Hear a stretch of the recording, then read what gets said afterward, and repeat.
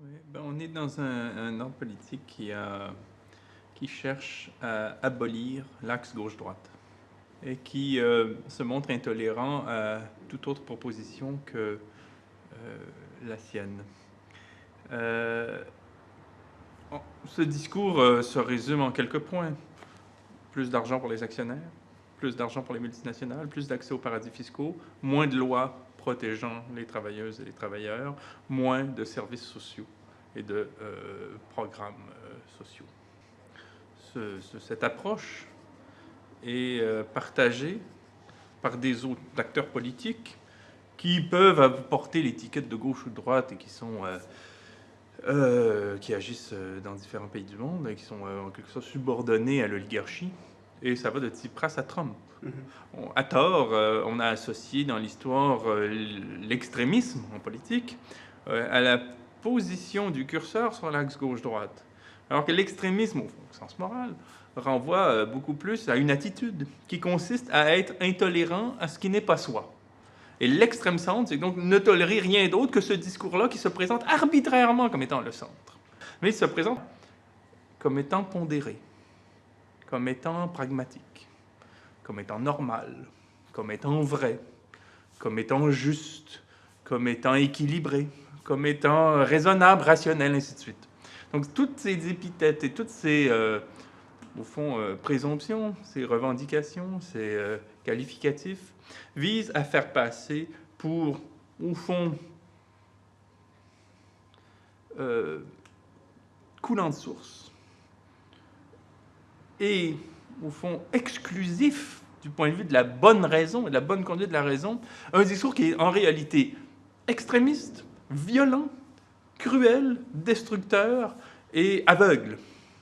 Un auteur espagnol, José Ortega y Gasset, qui disait être de gauche ou être de droite, c'est choisir une des innombrables manières qui s'offrent à l'homme d'être un imbécile.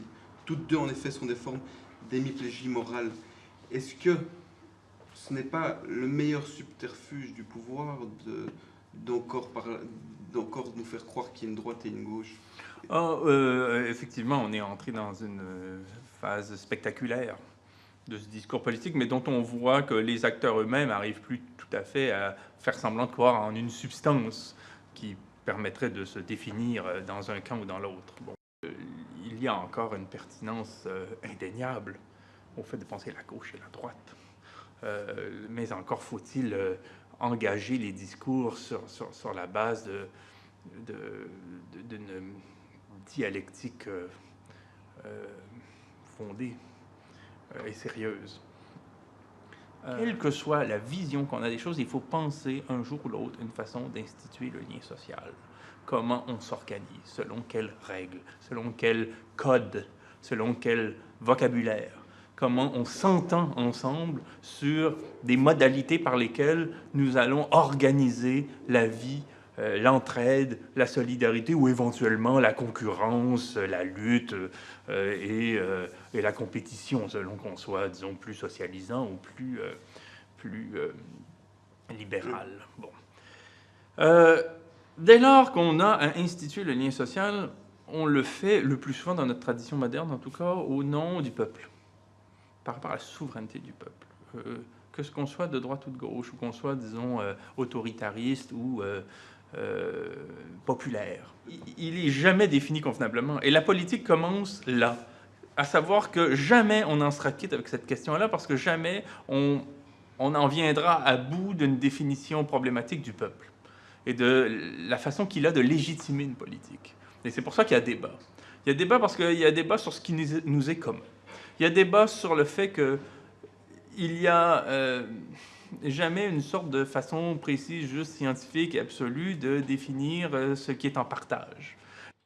L'idée, c'est que du moment qu'on comprend que le débat se situe là, savoir comment on légitime une politique, comment on légitime des institutions, comment on organise le vivre ensemble, comment on convient de ce qui est déjà donné en partage dans une collectivité, c'est-à-dire le travail, la langue, l'air, l'eau, la science, la culture, la connaissance, tout ça existe en partage dans une communauté. Personne, malgré ensuite des dispositions juridiques et politiques pour établir des faits de propriété. Je veux dire, il y a quelque chose d'indéniablement commun là en jeu.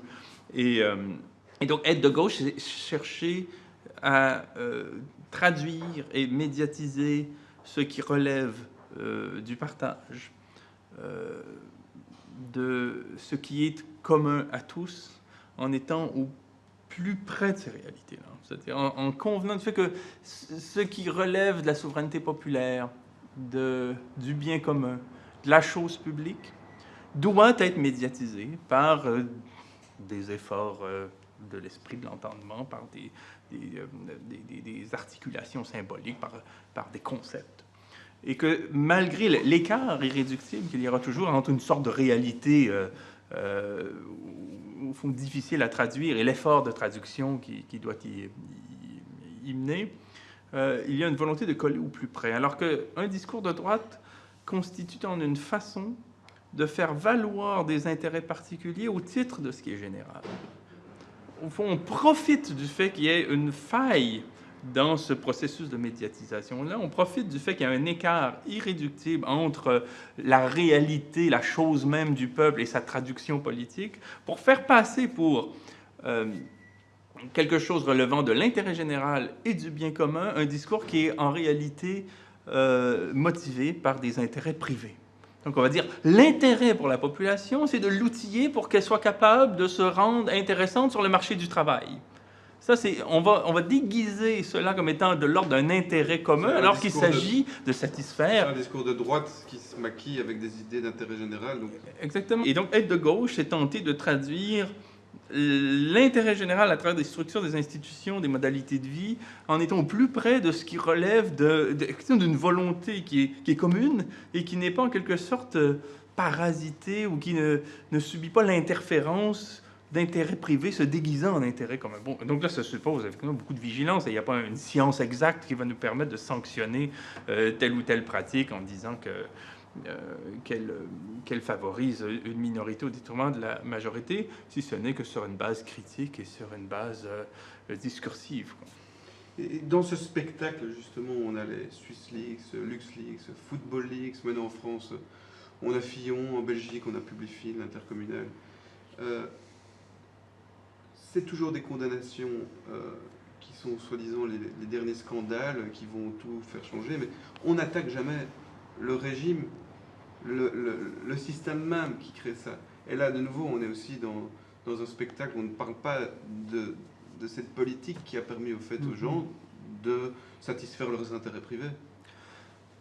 On ne le fait pas, mais on le fait peut-être faire. Je ne mélangerai pas tout, dans le sens où les révélations auxquelles on a eu droit ces dernières années sur le système offshore, sur les législations de complaisance, sur ce que rendent possible les paradis fiscaux, c'est-à-dire ces États artificiels qui permettent d'une manière factice à des ayants droit, à des bénéficiaires, de transférer des bénéfices dans ces législations où le taux d'imposition avoisine 0 pour éviter de payer des impôts là où ils sont vraiment, et donc éviter de payer leurs dus, et donc contribuer à cette chose qui est la cagnotte collective par laquelle on se finance communément des biens et des services qu'on ne serait pas capable de se payer seul, en plus de se donner des institutions qui, d'une manière plus spirituelle et conceptuelle, traduisent le fait d'un partage